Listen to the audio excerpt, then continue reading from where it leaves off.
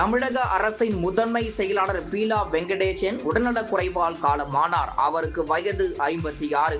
1997 ஆண்டு பீகார் மாநில பிரிவில் இருந்து குடிமைப் பணிக்கு தேர்ச்சி பெற்ற பீலா போஜ்பூர் மாவட்ட உதவி ஆட்சியராக பணியை தொடங்கினார்.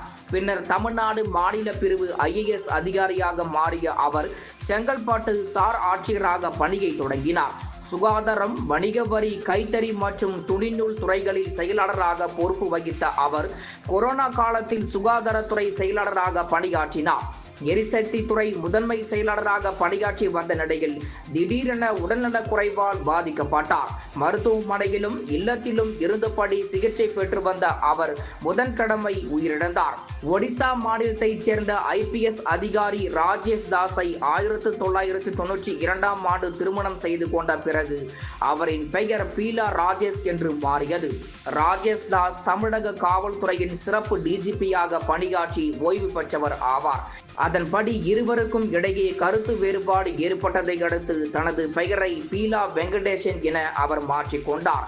பீலாவுக்கு 2 மகள்கள் உள்ளனர். மறைந்த பீலாவின் தந்தை வெங்கடேசன் ஓய்வு பெற்ற DGP ஆவார்.